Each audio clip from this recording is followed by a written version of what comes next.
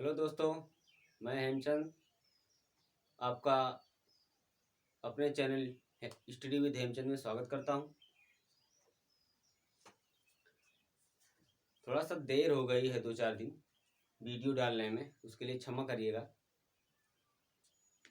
बाकी प्रकाश का दूसरा भाग आज हम पढ़ने वाले हैं। एक भाग हम पढ़ चुके हैं। इससे पहले पढ़ने से पहले कापी कलम अच्छे तरीके से लेके बैठ जाइए।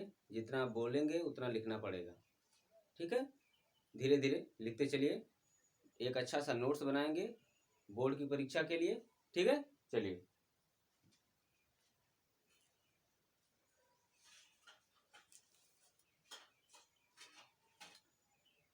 तो आज हमें पढ़ना है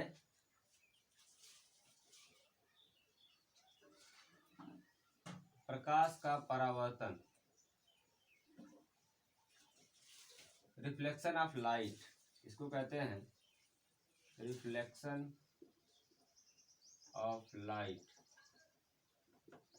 रिफ्लेक्शन ऑफ लाइट किसे कहते हैं, परिभाषा इसकी देखेंगे। रिफ्लेक्ट माने जब कोई प्रकाश की किरण किसी चमकदार या चिकनी सतह से या पॉलिशदार जो एकदम चमचमाती हुई सतह होती है, जैसे थाली हो गई, देख लीजिए शीशा हो गया, उससे टकराने के बाद जिधर से आ रही है, जिस माध्यम से होकर आ रही है, उसी माध्यम में वापस लौट जाती है, तो उसको हम प्रकाश का परावर्तन कहते हैं। जैसे शीशा आप चमकाए होंगे घर में, जो आईना होता है मुंह देखने वाला, है ना।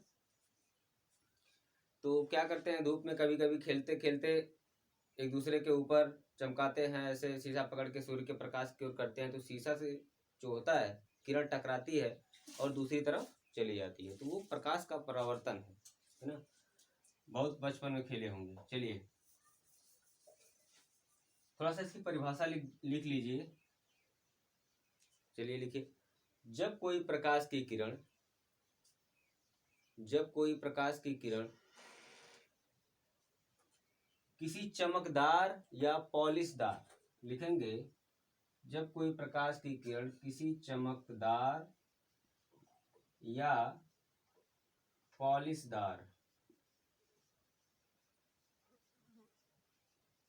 सतह से टकराती है और पुनः उसी माध्यम में वापस लौट जाती है, तो इस घटनाक्रम को हम प्रकाश का परावर्तन कहते हैं, ठीक है।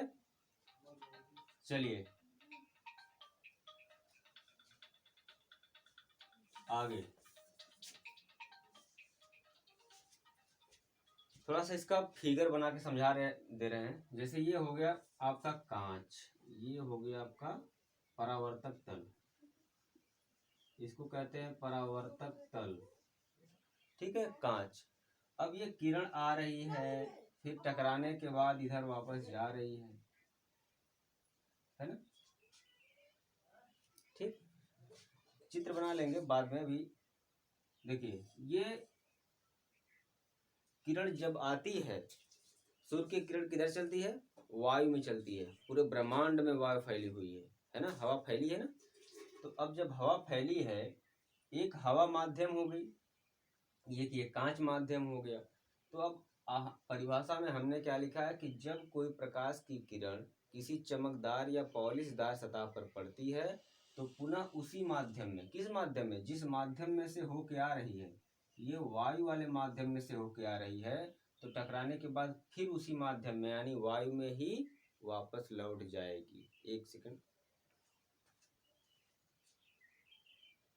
चलिए, तो वापस लौट जाएगी, है ना।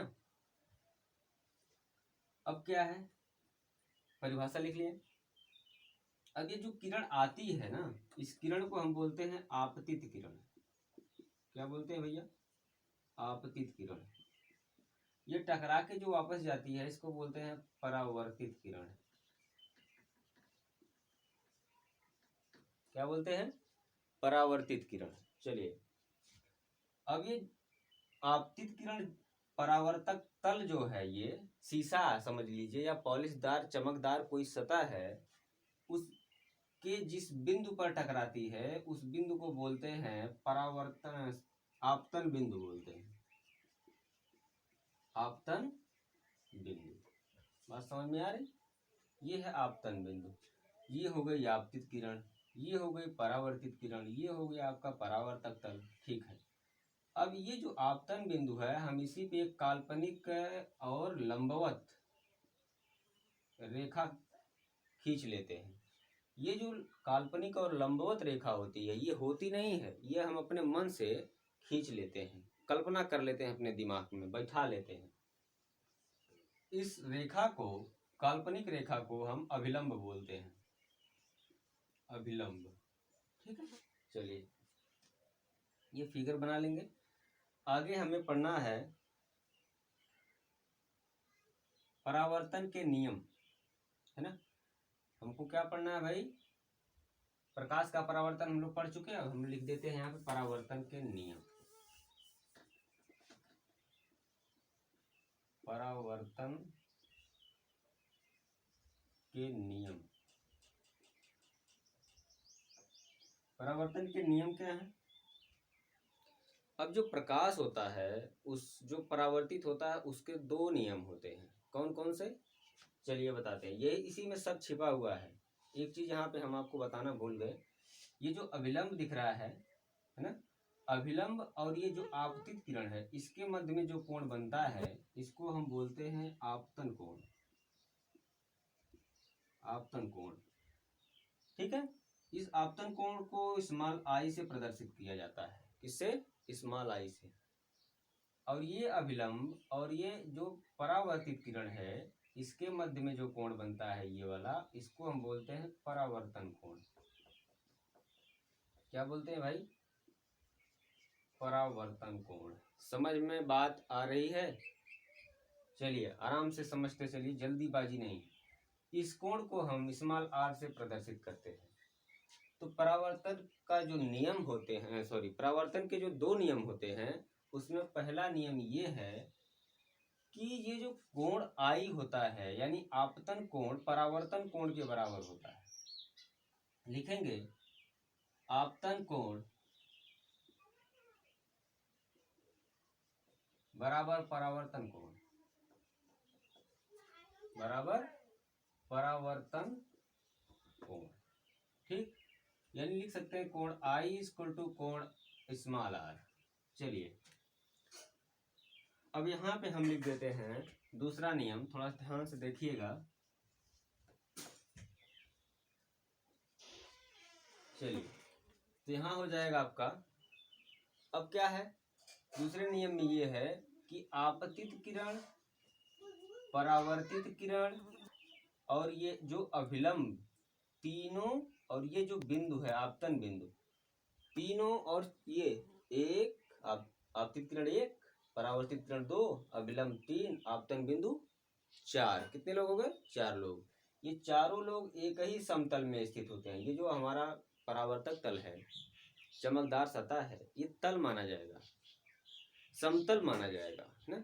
और ये चारों लोग एक ही समतल पे एक ही जगह स्थिर होते हैं। चलिए लिखेंगे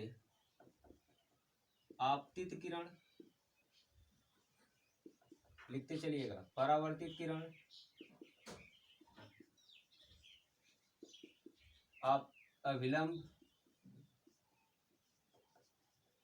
तथा आपतन बिंदु, आपतन बिंदु एक ही समतल में होते हैं, एक ही समतल में स्थित होते हैं। ये हो गया इसका दूसरा नियम। ठीक है, ये फिगर बना लीजिए और ये दोनों नियम लिख लीजिए। आगे चलिए बढ़ते हैं।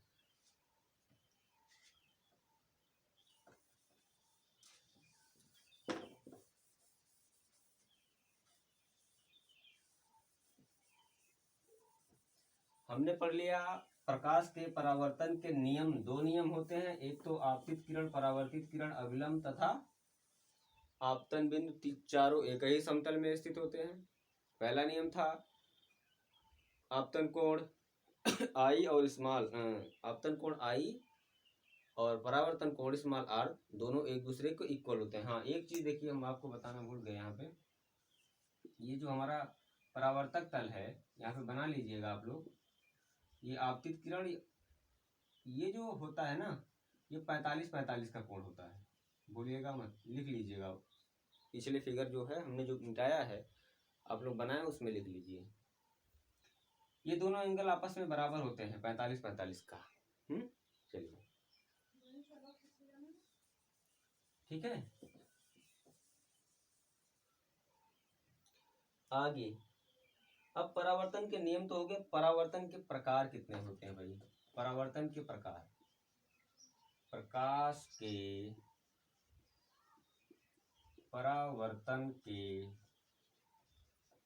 प्रकार यानी type of reflection of light, type of reflection of light, है ना? कितने प्रकार के होते हैं? चलिए, प्रकार के होते हैं कितने प्रकार के?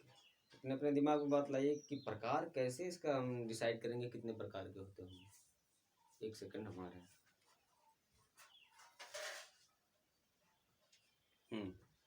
तो कैसे हम डिसाइड करेंगे कितने प्रकार के होते हैं? चलिए, अच्छी बात है।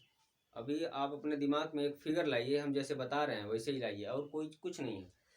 एक लाइए चिकनी सतह भाई, एक लाइए चिकनी सतह, एक शीशा ले लीजिए, कल्पना करिए एक शीशा ले लीजिए, और दूसरी एक खुरदुरी सतह लाइए, मान लीजिए एक लकड़ी है, ये है लकड़ी, है ना?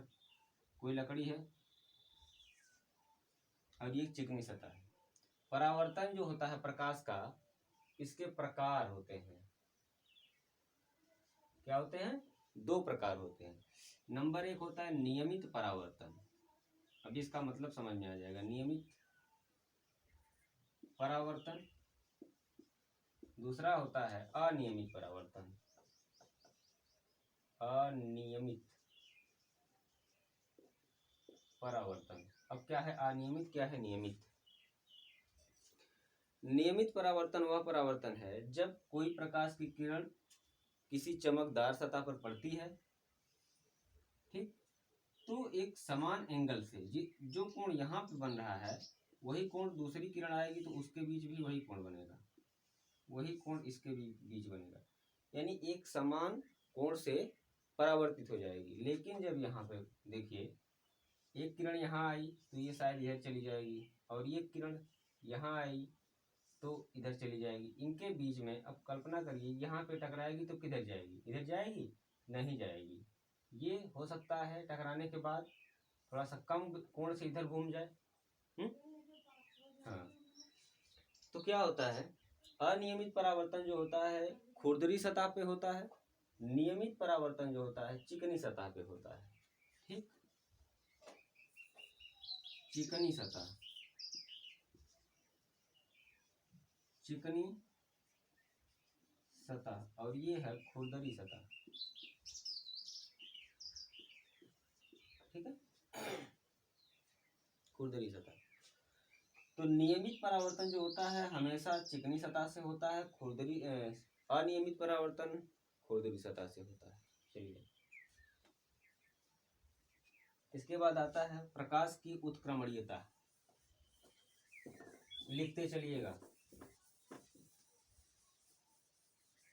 अगर इसमें नहीं लिखे हो नियमित परावर्तन में तो लिख लीजिए, नियमित परावर्तन में लिखिए। नियमित परावर्तन चिकनी सतह से होता है जिसमें प्रकाश की किरणों के मध्य बना कोण समान होता है। हो गया? और अनियमित में लिख लीजिए, अनियमित परावर्तन खुरदुरी सतह से होता है जिसमें प्रकाश के किरणों के आपतित किरणों और परावर्तित किरणों के मध्य जो कोण बनता है वो असमान होता है, बराबर नहीं होता है। समझ रहे हैं? एक चीज है अनियमित परावर्तन, जैसे हम आपके घर अखबार आता है, अखबार पढ़ते होंगे ना, बहुत बड़ा अखबार होता है, इसमें इतने छोटे छोटे अक्षर लिखे होते हैं, है ना? इस तरह से कुछ लिखा होता है, छोटा छोटा लिखा होता है। अगर ये खुरदरी, ये जो अखबार होता है ये खुरदरा होता है। क्या होता है? खुरदरा। अगर ये चमकदार सतह होती तो ये इतने छोटे छोटे अक्षर हम अपनी आंखों से नहीं पढ़ पाते। यही कारण है कि इस अखबार से ये खुरदरा है और इससे अनियमित परावर्तन होता है, जिसके कारण हम अखबार के छोटे छोटे अक्षरों को पढ़ पाते हैं। बात समझ में आ रही? चलिए,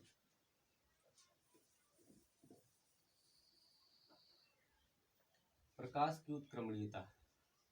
प्रकाश की उत्क्रमणीयता। उत्क्रमण उत्क्रमण उत्क्रमण का मतलब समझ लीजिए, आक्रमण कर दो, किसी के ऊपर धावा बोल दो, है ना। जब किसी के ऊपर आक्रमण कर दोगे भाई तो वही तो समझ लो ना, उत्क्रमण हो गया। उल्टा, उत्क्रमण का मतलब उल्टा। तो ये है हमारा परावर्तक तल, ठीक है। जब इस पे कोई आपतित किरण पड़ती है, ये है आपतित किरण और ये है परावर्तित किरण। ध्यान से देखते रहिए। आपतित किरण, ये है परावर्तित किरण। प्रकाश की उत्क्रमणीयता के बारे में हम पढ़ रहे हैं। उत्क्रमण कैसे है, क्यों इसको उत्क्रमण कहा गया, कौन किसके ऊपर धावा बोल रहा है, कौन किससे मार करने के तैयार है ना। अभी इसमें देखेंगे बहुत बढ़िया से। एक दूसरा फिगर बना लेते हैं। चलिए, ये है वही चीज मैं बनाया जो यहाँ पे जा रही है किरण, वही चीज यहाँ पे है। अब करना क्या है, ये देखिए, उत्क्रमणीयता में क्या होता है कि जब किसी प्रकाश की किरण को, जब किसी प्रकाश की आपतित किरण को परावर्तित मान लिया जाए, मतलब उल्टा, ये परावर्तित किरण ये क्या कह रही है कि मैं आपतित बनूंगी। क्या बनूंगी?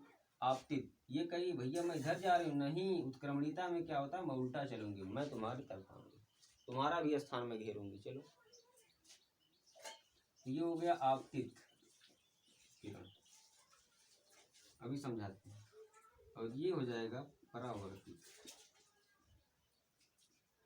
ठीक है।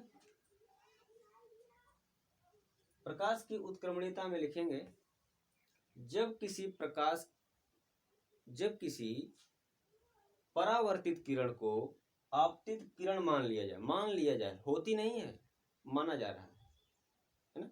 जब किसी परावर्तित किरण को आपतित किरण मान लिया जाता है और आपतित किरण को परावर्तित किरण मान लिया जाता है, तो इस घटना से क्या होता है, परावर्तित किरण आपतित किरण की भांति और आपतित किरण परावर्तित किरण की भांति व्यवहार करने लगती है। आपतित किरण परावर्तित किरण की भांति व्यवहार करेगी और परावर्तित किरण आपतित किरण की भांति व्यवहार करेगी। इस घटनाक्रम को हम कहते हैं प्रकाश की उत्क्रमणीयता। मतलब उत्क्रमण कर दिया ना इसने, ये कह रहा है कि मैं परावर्तित हूं लेकिन मैं आपतित का स्थान लूंगी, और ये कह रही मैं आपतित हूं लेकिन परावर्तित का स्थान लूंगी, उल्टा चल रहे हैं। चलिए आगे,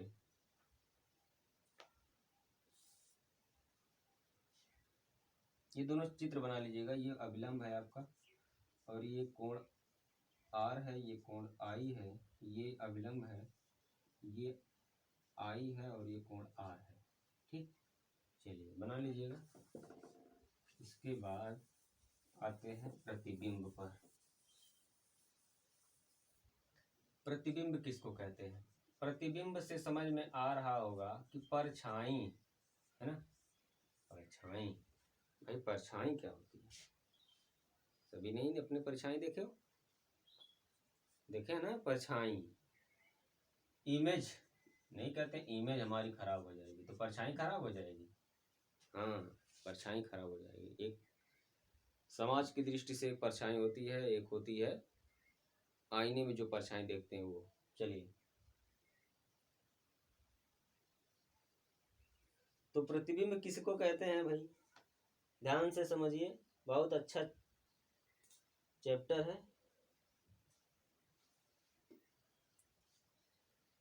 प्रतिबिंब, जब प्रकाश, देखिए, जब, अब ये मान लीजिए आईना है, अब आईने के सामने क्या है, खड़े हैं,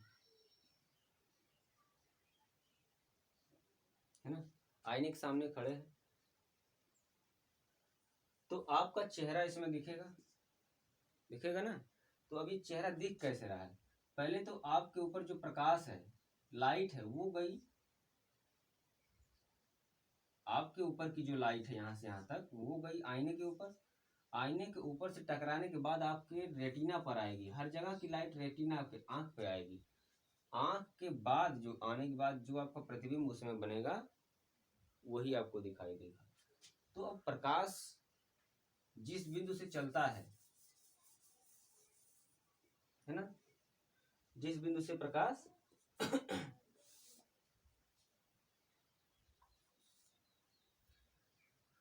तो हम जब आईने के सामने खड़े हो जाते हैं तो हमारे से जो प्रकाश की किरणें आईने पे पड़ती हैं, हमसे जो जाती हैं, वो पुनः हमारी आंखों पे आती हैं, तब हमारा प्रतिबिंब आईने में बनता है। वही क्रम घटना है कि जब हम देखिए एक वस्तु हो गए हैं, हमसे जो प्रकाश की किरणें, वस्तु हम हैं, हमसे प्रकाश की किरणें जाके टकरा रही आईने पे, है ना। तो जब किसी वस्तु से प्रकाश की किरणें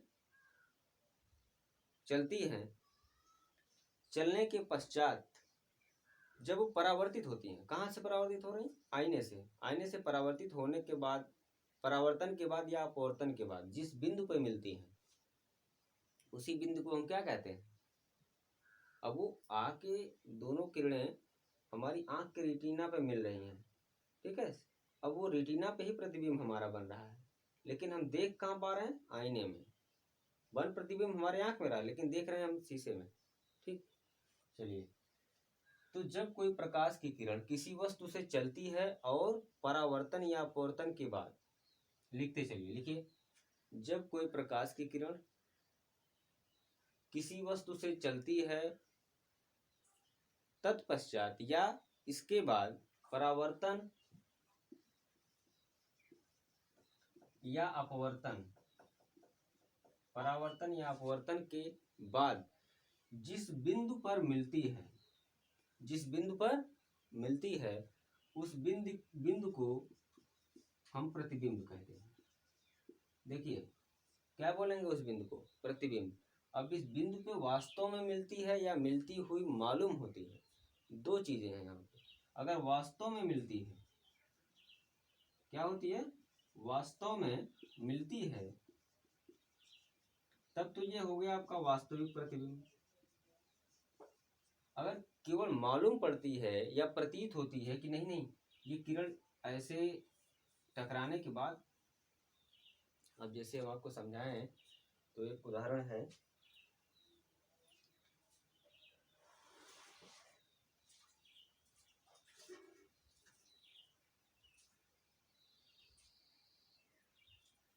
अगर हम, आप यहाँ से लाइट जलाइए, आप क्या जलाइए? लाइट। ये प्रकाश की रोशनी इधर जाएगी, लाइट की रोशनी जाएगी कि नहीं जाएगी? जाएगी। अब ये टकराने के बाद, ये मान लीजिए हमने इधर शीशा रख दिया, क्या रख दिया? शीशा। टकराने के बाद ये शायद इधर मुड़ जाए, कुछ किरणें ऐसे मुड़ जाए, है ना, वापस चली आए मुड़ करके इधर। लेकिन अब ये तो मिल रही है ना एक दूसरे के ऊपर, यहाँ मिल रही है, तो प्रतिबिंब इनका यहीं बनेगा, ठीक। लेकिन अगर मिलती हुई प्रतीत होती है, प्रतीत कब होगी?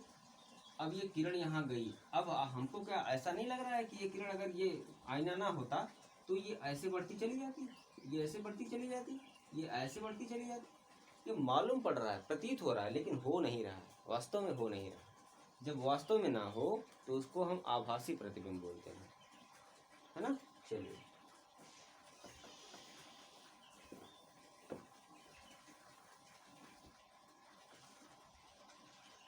अब ये प्रतिबिंब दो प्रकार के होते हैं भाई। एक होता है वास्तविक प्रतिबिंब,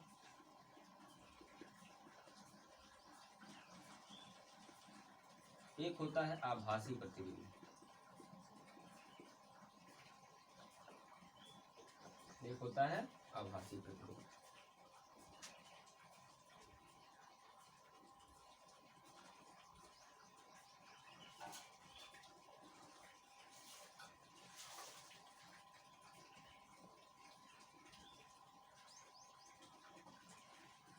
चलिए, तो वास्तविक प्रतिबिंब समझ में आया, आभासी भी समझ में आ गया होगा। थोड़ा सा लिख लीजिए। वास्तविक प्रतिबिंब में जब कोई प्रकाश की किरण परावर्तन या अपवर्तन के बाद किसी बिंदु पर वास्तव में मिलती हैं तो उस बिंदु को वास्तविक प्रतिबिंब कहते हैं। ठीक है।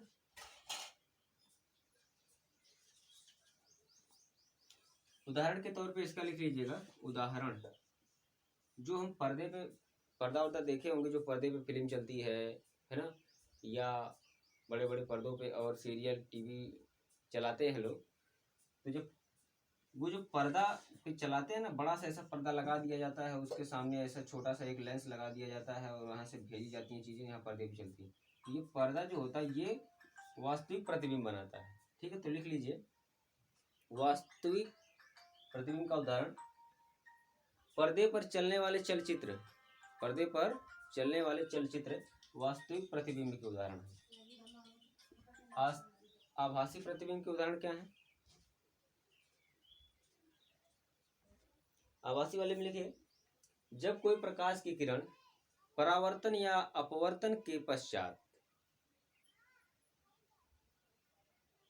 परावर्तन या अपवर्तन के पश्चात किसी एक बिंदु पर मिलती हुई प्रतीत हो या मालूम पड़े तो उसको हम आभासी प्रतिबिंब कहते हैं। चलिए,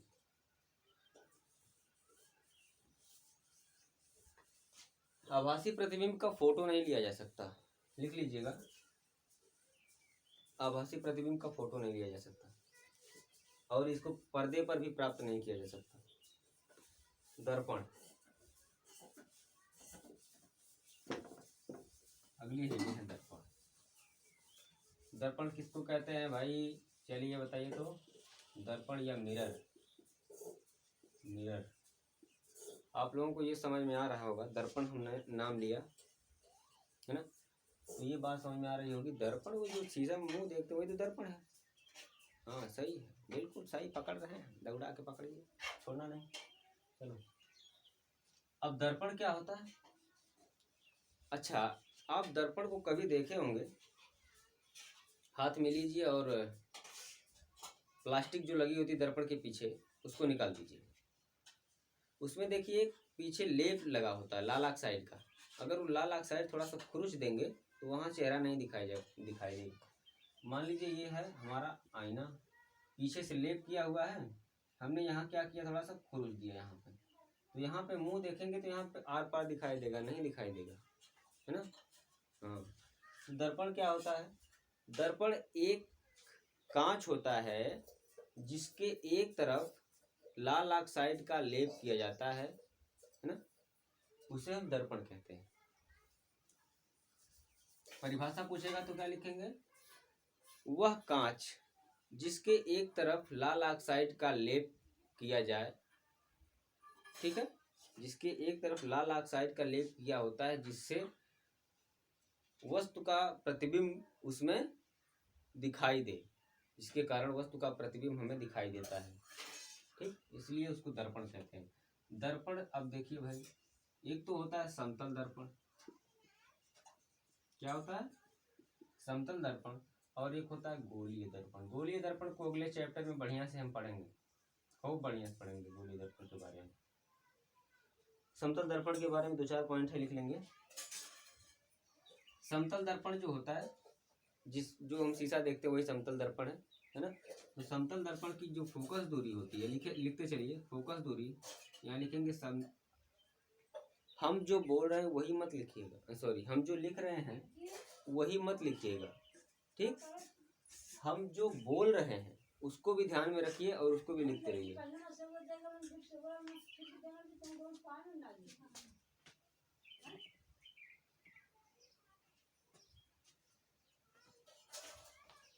चलिए, तो समतल दर्पण की फोकस दूरी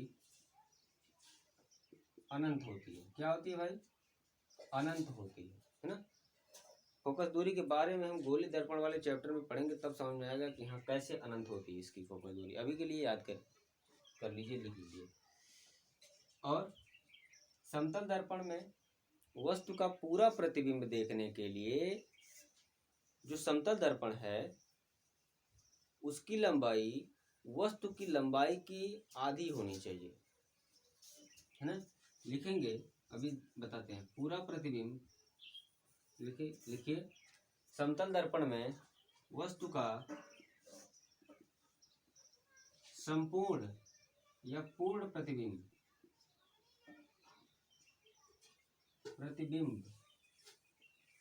देखने के लिए, पूर्ण प्रतिबिंब देखने के लिए दर्पण आधी लंबाई का होना चाहिए, आधी लंबाई का होना जरूरी है। कैसे? अगर मान लीजिए कोई वस्तु है ये, है ना, और ये दर्पण है, सॉरी, ये कोई वस्तु है और ये दर्पण है। क्या है भाई? दर्पण। अगर वस्तु ये 10 मीटर लंबी है, कितनी है? 10 मीटर। तो ये जो दर्पण है, ये दर्पण 5 मीटर लंबा होना चाहिए। मेरे हिसाब से अब आपको समझ में आ गया होगा, है ना।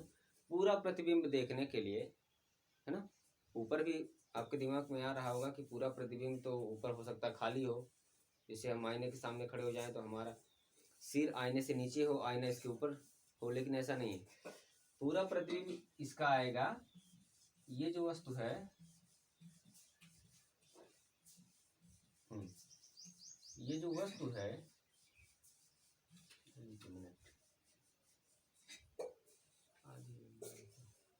ठीक है, हाँ, तो इस वस्तु का प्रतिबिंब यहाँ से यहाँ से लेके यहाँ तक इसमें बन जाएगा। अब ये मत सोचिएगा कि ये प्रतिबिंब यहाँ से यहाँ तक बनेगा, ऐसा कुछ नहीं है। पूरे आईने में बनेगा, माथे से ऊपर से नीचे तक। चलिए तीसरा पॉइंट लिखिए, समतल दर्पण के सामने अगर वस्तु गति कर रही है तो वस्तु की जो गति होगी वह क्या है? वस्तु की गति दर्पण में दोगुनी प्रतीत होती है। अगर ये दर्पण है ना, और इसके सामने कोई इंसान जो है चल रहा है, अगर ये इंसान 2 मीटर प्रति सेकंड के वेग से चल रहा है तो ये दर्पण दिखाएगा कि ये 4 मीटर प्रति सेकंड के वेग से चल रहा है ना, दुगनी गति दिखाता है। अगर आप दर्पण के सामने 4 मीटर प्रति सेकंड वेग से चलेंगे तो दर्पण दिखाएगा कि आप 8 मीटर प्रति सेकंड के वेग से चल रहे हैं। समझ रहे हैं? हाँ, तो लिखते रहिए कि दर्पण में वस्तु का वेग दोगुना दिखाता है।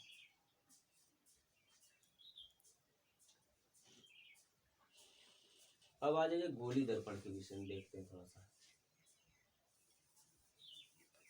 गोली दर्पण किसको कहते हैं भाई? अपने अपने दिमाग में आप लोग लाइए एक कांच, खोखला कांच, जिस तरह का फुटबॉल होता है। फुटबॉल देखे ही होंगे, एक फुटबॉल जैसा होता है उसी तरह का खोखला कांच। तो खोखला कांच जो होता है, क्या करते हैं, जब किसी खोखले कांच को काट कर, ये किसकी परिभाषा दे रहे हैं हम? गोली दर्पण की। जब किसी खोखले, ये खोखला कांच है, क्या है? खोखला कांच। जब किसी खोखले कांच को काट दिया जाता है, मान लीजिए हमने यहाँ से काट दिया इसको, ठीक, जब किसी खोखले कांच को काट दिया जाता है तो कुछ ये ऐसे बन जाएगा इस तरह से, और ये कुछ इस तरह से बन जाएगा, ठीक, इस तरह। गोली दर्पण की परिभाषा देख रहे हैं। जब किसी खोखले कांच को काट दिया जाता है और कटे हुए भाग को, किसको? कटे हुए भाग, देखो ये जो काटे हो, किससे काटे हो? चाकू से कि आरी से? हलवा से नहीं काटे हो? चलो, तो जब किसी खोखले कांच को काट दिया जाता है और उसके एक भाग को कलई कर दिया जाता है, इसको एक भाग को कलई कर दिया जाता है, तो ये बन जाता है हमारा गोलीय दर्पण। हमने इधर बाहर की ओर कलई कर दिया। जब बाहर की ओर उठे हुए भाग को कलई करते हैं तो ये बन जाता है अवतल दर्पण। इसमें भी आप देखिए आगे वाले चैप्टर में मिलेगा अवतल दर्पण और उत्तल दर्पण। अभी के लिए आप इतना समझिए केवल गोली दर्पण। तो जब किसी खोखले कांच को काट दिया जाता है और उसके एक भाग को कलई कर दिया जाता है तो उसे हम गोली दर्पण कहते हैं। चाहे इसमें इसको कलई करिए, दोनों गोली दर्पण ही है ना। चलिए गोली दर्पण की परिभाषा लिख लीजिए। लिखिए, जब किसी खोखले कांच को काट दिया जाता है और उसके एक भाग को कलई कर दिया जाता है, अर्थात पेंट कर दिया जाता है, पॉलिश कर दिया जाता है, तो इस दर्पण को गोली दर्पण कहते हैं। चलिए अब आ गया हमारा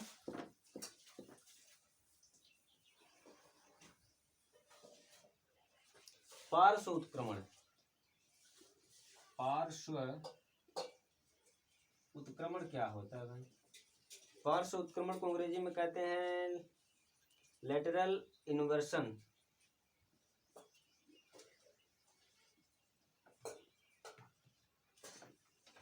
लेटरल इन्वर्सन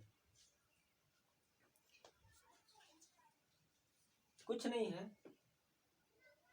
पार्श्व उत्क्रमण कुछ नहीं है। पार्श्व उत्क्रमण ये है कि अगर हम शीशे के सामने खड़े हो जाएं तो हमारा दाहिना हाथ शीशे में बायां हाथ प्रतीत होता है और बायां हाथ दाहिना हाथ प्रतीत होता है। इसी तरह से दाहिनी आंख बाईं आंख प्रतीत होती है ना, और दाहिना पैर बायां पैर प्रतीत होता है। तो एक दूसरे का उल्टा जो दिखाता है उसी को पार्श्व उत्क्रमण कहते हैं, है ना। लिख लीजिए, जब समतल दर्पण में हमारे शरीर का दाहिना अंग बायां अंग प्रतीत हो और बायां अंग दाहिना अंग प्रतीत होता है तो उसे पार्श्व उत्क्रमण कहते हैं। हो गया बस।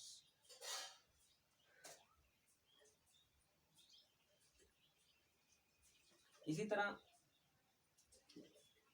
आज का ये प्रकाश चैप्टर पूरी तरह से खत्म हुआ।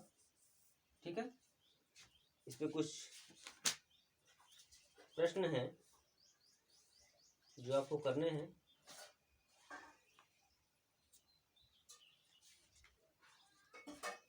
अगले अभ्यास इसको पढ़ने के बाद आप हमको बताएंगे याद करके, अगले में चैप्टर में बताएंगे। बस आज के लिए इतना ही। अगले दिन पढ़ाएंगे हम आपको गोलीय दर्पण। ठीक है, चलिए। और हाँ, शेयर सब्सक्राइब कर दीजिए।